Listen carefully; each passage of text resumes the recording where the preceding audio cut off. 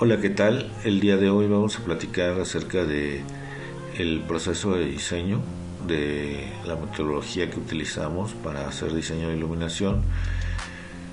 Y bueno, pues, ¿por qué, ¿por qué diseño de iluminación? Nos preguntamos, ¿no? Y pues bueno, primero lo que hacemos es diseñar un concepto, generar un concepto que va ligado a la aplicación de un luminario. Se integra la imagen, ya sea corporativa o arquitectónica del espacio, y se generan ambientes personalizados, ya sea como para un espacio de oficina, un espacio comercial o algún departamento habitacional. Genera experiencias de interacción también, crea valor en el espacio equilibrando la función y la estética, y además se genera ahorro de dinero. Se toman en cuenta criterios de sustentabilidad y de ahorro de energía. Y bueno, hablando de esta metodología, se divide en dos grandes pasos, que es la primera es el concepto, que es la parte semiótica, como el qué, y después la ejecución técnica, que definimos como el cómo, o sea, cómo vamos a hacer. O sea, primero qué vamos a hacer es la parte de concepto, y después cómo lo vamos a hacer es la parte de ejecución técnica. Y bueno, para esto aquí tenemos el desglose del proceso de diseño. Primero se hace una etapa de prediseño en donde se analizan los layouts arquitectónicos en planta, se analiza la aportación de luz natural y las necesidades del proyecto, en sí cómo lo van a operar. Después se genera un diseño esquemático, se programa la operación del edificio. Entonces estamos en la primera etapa del concepto, se analiza la visión, el problema, primera etapa de concepto, y después viene el diseño, que esta es una etapa en la que damos muchas vueltas contra la construcción para al final tener ya un producto final, un diseño de iluminación integrado a la arquitectura. En este caso, después se dice, en esta etapa de diseño se vamos a desarrollar la especificación de cada luminario, la red de control de iluminación y los conceptos de eficiencia energética y certificación LEED. Posteriormente se generan ya los documentos de contrato, en donde se consideran reportes de cálculos de iluminación, ya sembrados de iluminación, esquemas de control, iluminación y control, todo lo que son las estrategias de cómo se va a controlar por zona, y las fichas técnicas o las fichas de producto. Posteriormente, ya durante la construcción, se tiene que administrar y supervisar en sitio que se lleve a cabo todas las partes del documento, y la verificación de niveles, así como alineación de producto, ¿no? Ya cuando estamos hablando de acentuaciones o iluminación de fachadas, también la parte de alineación es sumamente importante. Y bueno, en esta metodología de diseño de iluminación vamos a considerar primero el análisis de las necesidades del usuario, y vamos a analizar el espacio arquitectónico. Posteriormente se genera el concepto de iluminación, o sea, qué queremos hacer.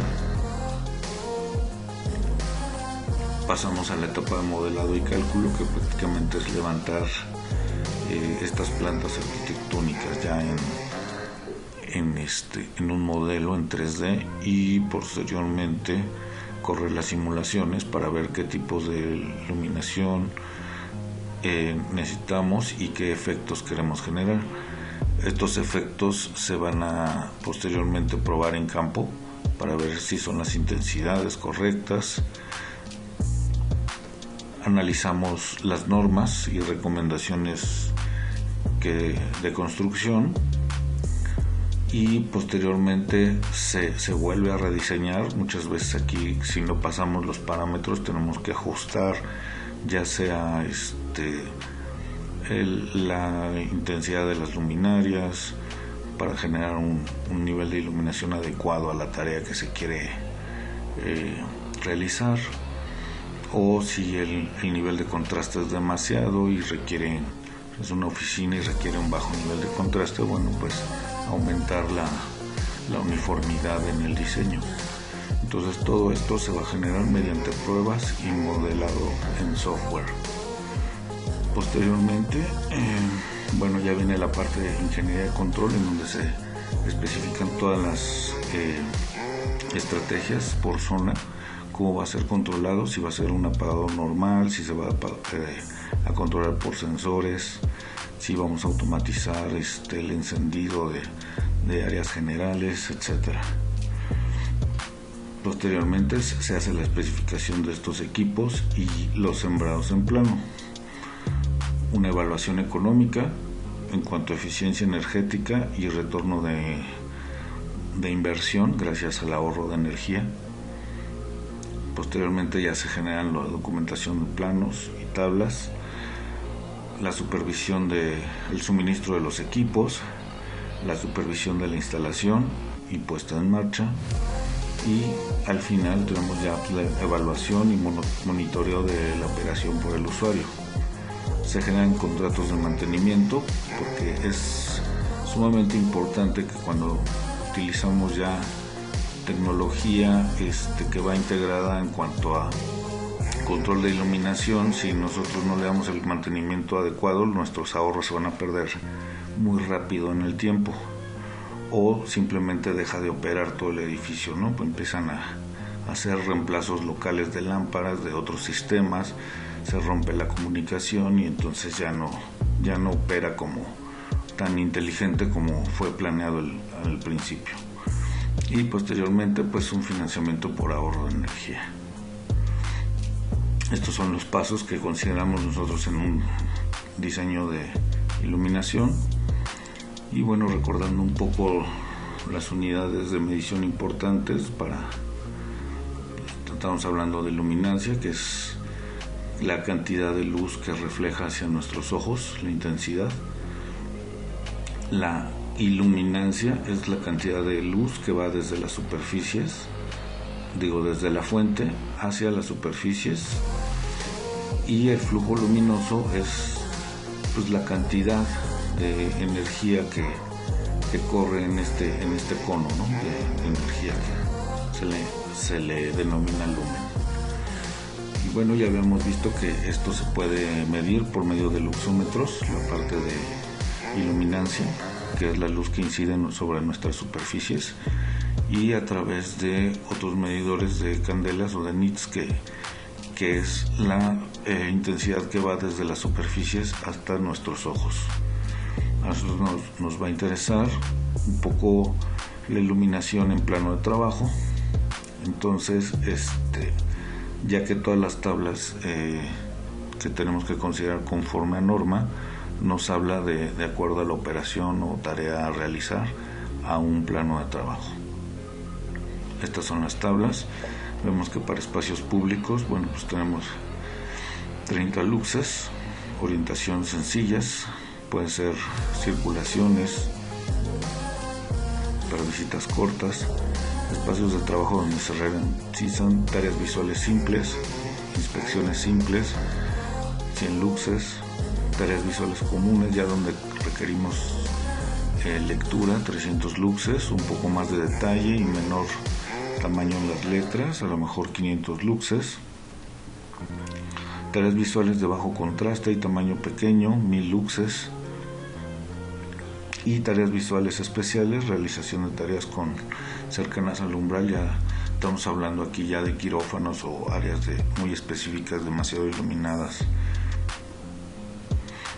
Aquí podemos ver la tabla igual, en diversos niveles que van desde los 20 luxes hasta los 20.000 luxes. Como les decía, ya áreas de cirugía, tareas visuales exigentes, prolongadas, tareas con requisitos visuales especiales, y va bajando, ¿no? Ya podemos considerar que desde 1000 luxes hasta 20 son las tareas visuales normales en las que todos estamos involucrados.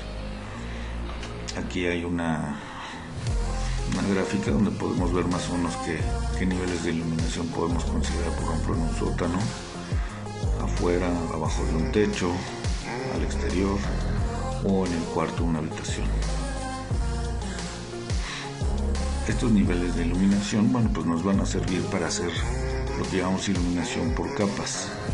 Esta iluminación por capas se refiere a dar la iluminación general. En lugar de iluminar todo un piso con un mismo nivel de iluminación, vamos a generar seccionamiento de las zonas por nivel de iluminación requerido. Por ejemplo, este es un pasillo y pues vamos a aplicar un luminario tipo downlight que nos dé 100 luxes. Luego, para iluminación general nos piden 300 luxes. Podemos generarlo con algún luminario de plafón. Y ya para el área de tarea, donde se requiere una mayor concentración de tarea e iluminación, podemos utilizar iluminación debajo de gabinetes para alcanzar por lo menos 500 luxes. Entonces, con este seccionamiento de niveles de iluminación, nosotros vamos a ahorrar alrededor de un 25% de energía contra iluminar de manera uniforme toda la planta arquitectónica. Entonces, este seccionamiento de zonas también nos va a permitir hacer la integración de controles horarios, sensores de presencia, interacción con luz natural, generando ahorros adicionales hasta de un 30%. Otro factor muy importante a considerar es la reflectancia, la iluminación que podemos obtener por medio de las paredes o de los pisos, del plafón. Normalmente se considera en pisos de un 20-40%, en plafones 80-90% y muros 50-70%. Por 50% es lo más común. También hay que considerar los reflejos en superficies donde colocamos nuestras luminarias para evitar ángulos de reflejo sobre nuestras computadoras o superficies de vidrio donde tenemos un monitor abajo. Entonces, los acabados de los materiales hay que considerarlos también, y las incidencias de luz natural. El confort visual se refiere a mantener las fuentes luminosas fuera del ángulo de visión de mayor resolución. Entonces esto es arriba de 45 grados de la horizontal. Entonces las fuentes luminosas tenemos que cubrirlas o mantenerlas fuera de este ángulo para poder mantener un confort visual adecuado. El tamaño de la habitación también hay que considerarlo, ya que a lo lejos pues los luminarios van haciendo perspectiva y se van generando también líneas y saturaciones de iluminación que tenemos que contemplar. En cuanto a la iluminación general, vemos aquí un ejemplo de cómo se puede iluminar de manera no uniforme. Entonces tienen aquí mucha luz en un escritorio, mucha luz en otro escritorio, y aquí al escritorio del medio pues no le tocó nada.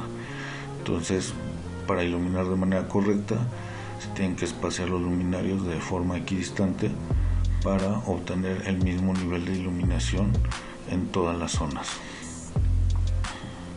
Los tipos de iluminación que se consideran, por ejemplo, para el área de oficinas es iluminación directa, iluminación indirecta o directa indirecta.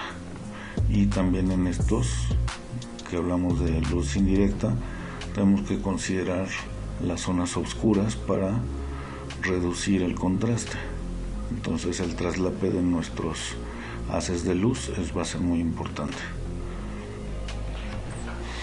Otro factor que hay que considerar, aparte de la reflexión, es también cuando hablamos de altos montajes o bajos montajes, lo que es el low bay, que va hasta 4 metros, 7 metros, y el high bay que da 7.5 hasta 14 metros. Entonces, bueno, pues aquí lo que es importante también es iluminar o darle acabado de colores claros a los muros, y con eso vamos a aumentar nuestro nivel de iluminación, reduciendo el contraste. El contraste, bueno, pues se refiere a ese cambio de intensidad. Aquí tenemos más contraste, aquí menos contraste, quiere decir que hay más diferencia entre el primero y segundo plano, y aquí, bueno, pues se pierde un poco porque son grises. Entonces referimos el contraste a la relación que hay entre la iluminación del primer plano contra el segundo plano. Este es un factor 1:2, 1:5, 5 veces contra una vez, 1:15, y también se consideran las aperturas de los luminarios, de los haces de emisión. Entonces van de 45 a 60 grados, es un haz abierto o flood. 36, 45 ya va más es un bañador más cerrado, narrow. 15 a 35 grados y spots también. Entonces, bueno, pues aquí viene ya lo que es toda la teoría comercial, en donde, bueno, se define un posicionamiento y una estrategia por dónde está ubicado el posicionamiento comercial de nuestro proyecto. Entonces, bueno, pues hay que considerar también, por ejemplo, para la iluminación de maniquís o de objetos en 3D, pues la iluminación desde 3 puntos, considerar reflejos, contrastes, identidad corporativa, y todo esto pues lo vamos a generar por medio de estas estrategias. En cuanto a la parte técnica, bueno, pues hay que considerar algunas fórmulas de alineación de ángulos para que podamos evitar reflejos, para que tengamos las acentuaciones correctas, y también eliminar como los manchones que no van, ¿no? Mantener una iluminación limpia. Recordamos un poco la ley de la inversa al cuadrado de la intensidad contra.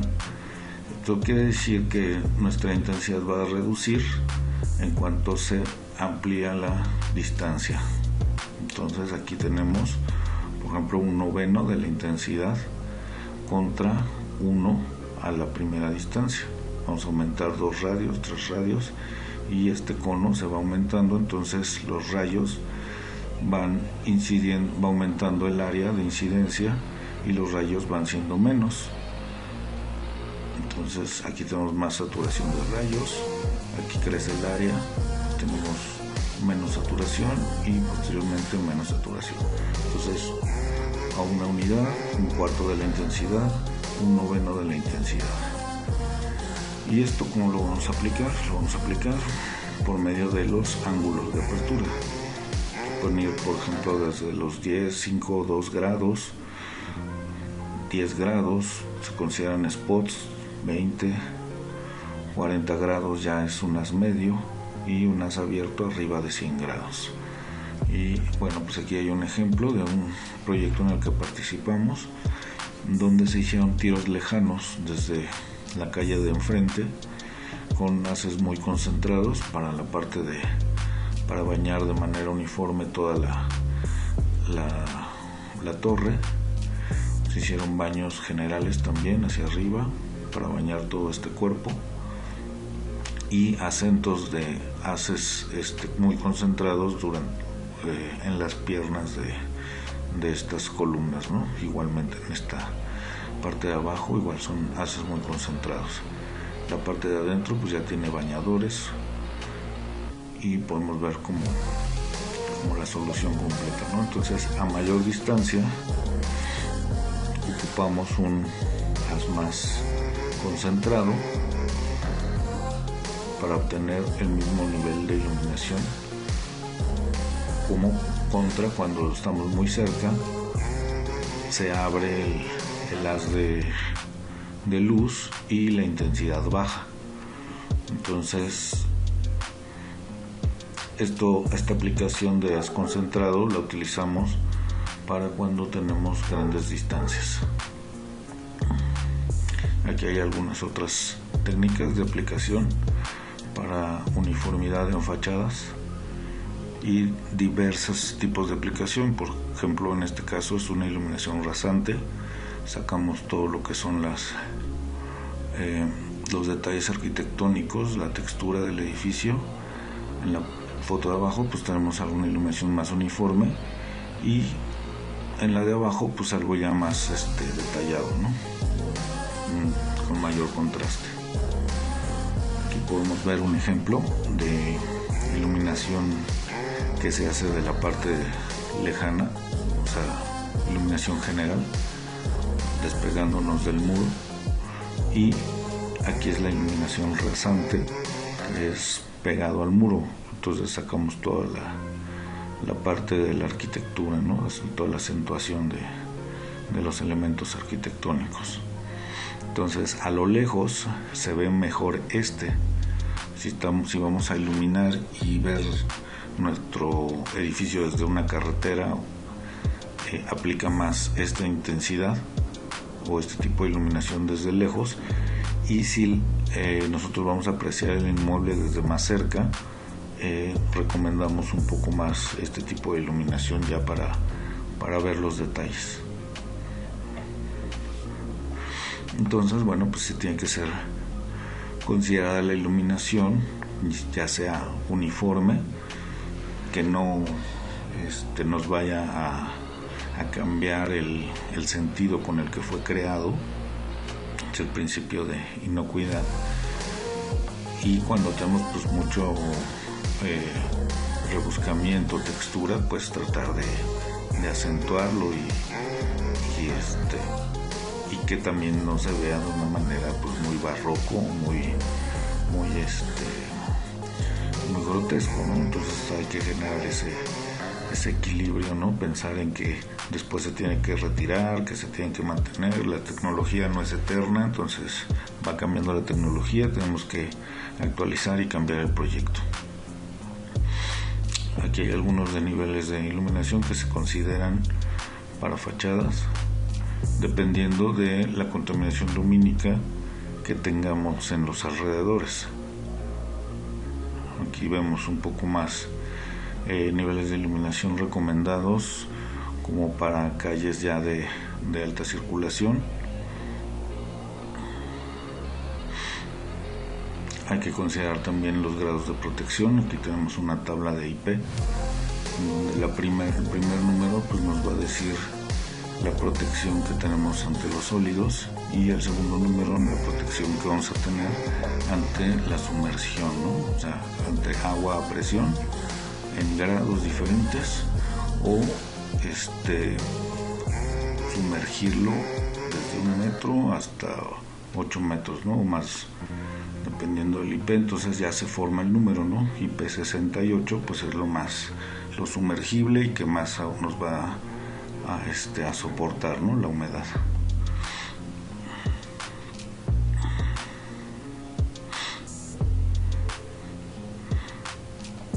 Hay que considerar también los diversos tipos de óptica dependiendo de la aplicación. Entonces, bueno, pues aquí vemos diferentes tipos de postes, diferentes alturas, y generar también pues un diseño urbano en donde hablemos de acentuaciones arquitectónicas o conceptos ya de integración de iluminación con el edificio, algo de iluminación general y de vialidad, y un poco más también iluminación de circulación ya para el peatón. Aquí vemos una curva fotométrica de esta luminaria que es como una malla de hacia dónde se va a distribuir la luz. Aquí lo vemos en vista de planta con rebanadas, y aquí lo vemos en 3D cómo aplica la distribución de esta malla o de este cono, ¿no? Para saber el espaciamiento adecuado entre los luminarios. Hay que considerar también en el diseño de iluminación el concepto de cutoff, total cutoff, semi cutoff. Entonces recomendamos que sea todo cutoff para que reduzcamos la contaminación lumínica o la emanación de luz hacia la atmósfera, que pues una es desperdicio de luz porque es luz que se va y que no utilizamos en el plano de trabajo, y dos, también pues reduce la posibilidad de observar las estrellas, esta contaminación de las ciudades, ¿no? Aquí vemos dos fotos de una diferencia de una ciudad en tan solo 10 años. Entonces recomendamos el uso de total cutoff, y estos pues ya son criterios que se empiezan a considerar ya como la parte de sustentabilidad en un proyecto LEED. Los tipos de reflectancia que tenemos en nuestros pavimentos o tipos de suelo, hay que considerarlos. Las partes de un luminario, como normalmente un balastro, pues es la parte que le va a dar el voltaje adecuado a la lámpara. Gabinete o housing es donde se va a alojar todos los componentes. El difusor es la parte que nos va a ayudar a distribuir la luz de una manera más suave. El louver o rejilla igual rompe un poco el brillo que genera la lámpara. Tenemos nuestra lámpara, nuestro reflector o portalámparas. Todas estas son las partes principales de una luminaria. Los tipos van desde suspender, sobreponer, empotrar, arbotantes. Y bueno, pues un análisis comparativo de cómo eran las luminarias antes. Eran tubos o focos que tienen una luz puntual en el centro, y de ahí teníamos que mandar a rebotar la luz hacia todos lados, pero pues sobre el plano de trabajo salía el 54, un poquito más del 50% de la luz que se generaba. Ahora con la tecnología de LED, pues la mayor parte de la luz que se genera sale de luz de la manera directa, entonces no tiene que ser reflejada para la parte de atrás. Es un gran cambio en tecnología. Y bueno, pues el aprovechamiento también de las curvas de distribución, como ya lo comentábamos. Estas curvas se generan en estos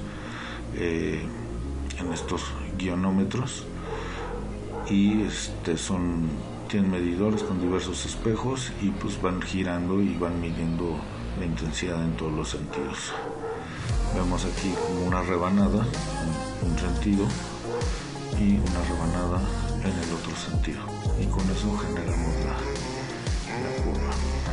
Bueno, pues hasta aquí hemos hablado un poco de cómo, de algunos conceptos que se requieren considerar al momento de diseñar, pero ya cuando vamos a diseñar espacios comerciales, pues hay que tomar en cuenta también algunos otros aspectos, ¿no? De cómo era la iluminación del pasado, en donde tenemos necesidades básicas que cumplir, ¿no? Ubicarnos el espacio, cumplir con el nivel de iluminación y ya, ¿no? Después, ahora en el presente, bueno, pues se requiere ya de una ambientación, de generar ya una integración con la imagen corporativa de una marca, estilo, identidad, etcétera, ¿no? Y lo que viene para el futuro, bueno, pues es orientado a la experiencia con el cliente. O sea, quiere decir que vamos a ser ya más interactivos con los sistemas de iluminación, y vamos a tratar de utilizar un poco más ya las aplicaciones que nos ofrece la tecnología.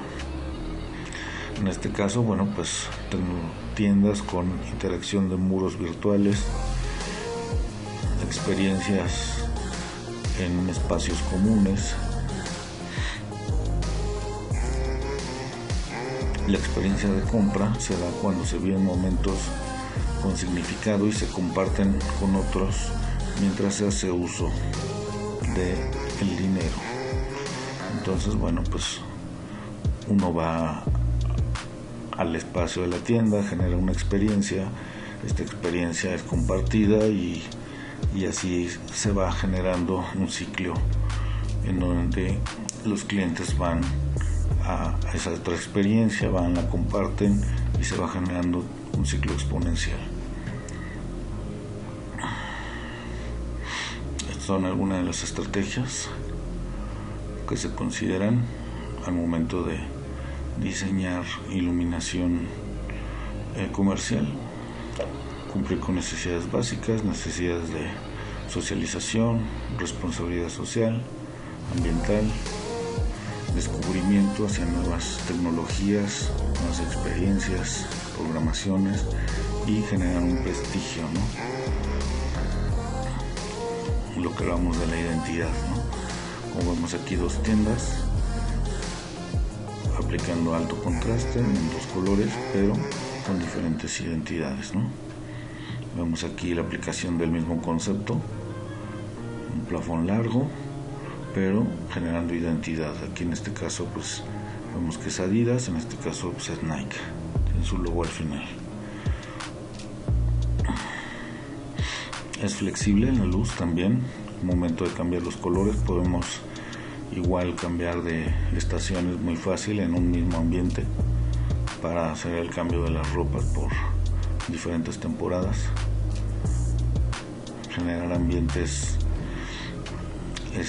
mágicos, ¿no? Aquí vemos aquí las estrellas de un cielo de estrellado y algunas luces ahí, acentuaciones sobre el producto.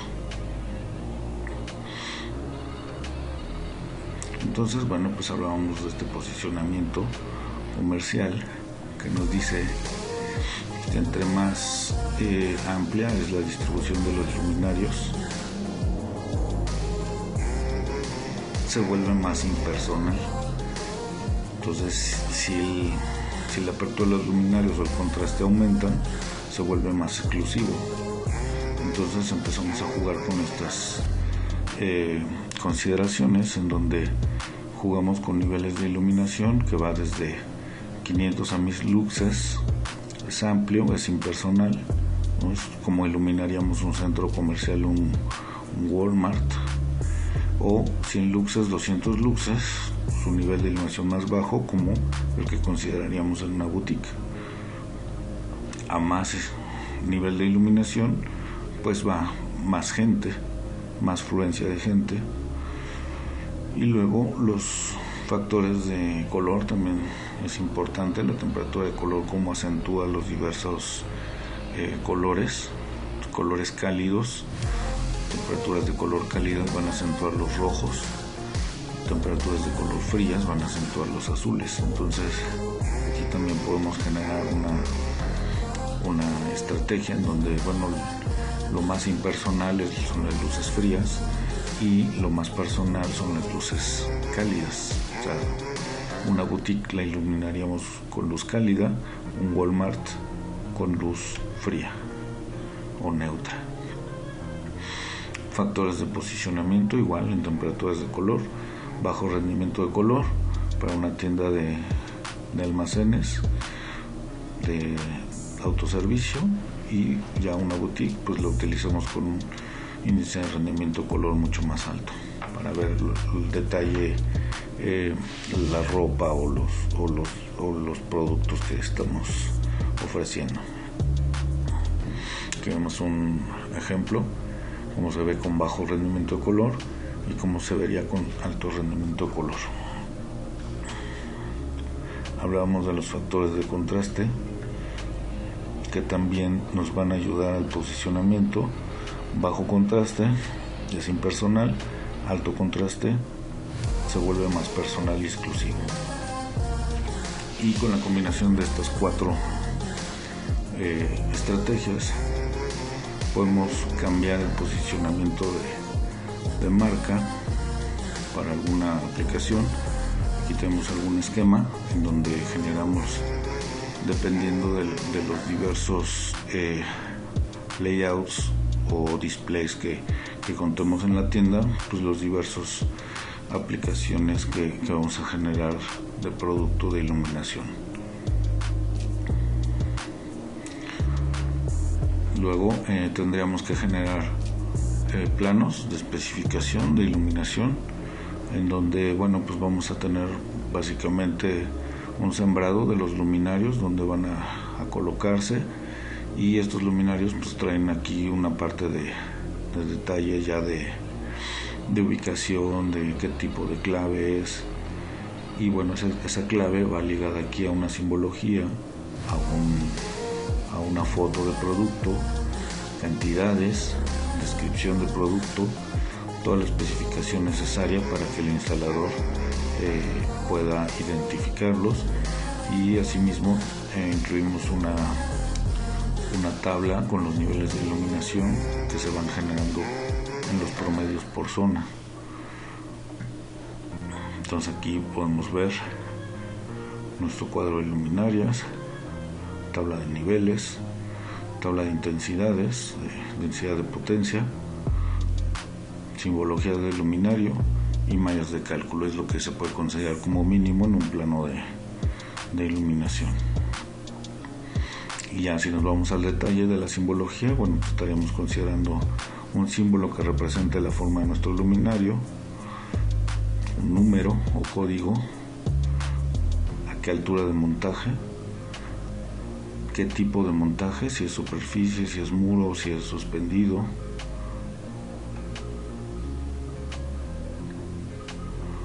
número de circuito al que se conecta y el número de serie de luminario. Entonces todo esto también se puede integrar dentro de la parte del proyecto. Y pues muchas gracias. Esto ha sido un pequeño resumen de qué es lo que hacemos en un proceso de diseño de iluminación. Hasta la próxima.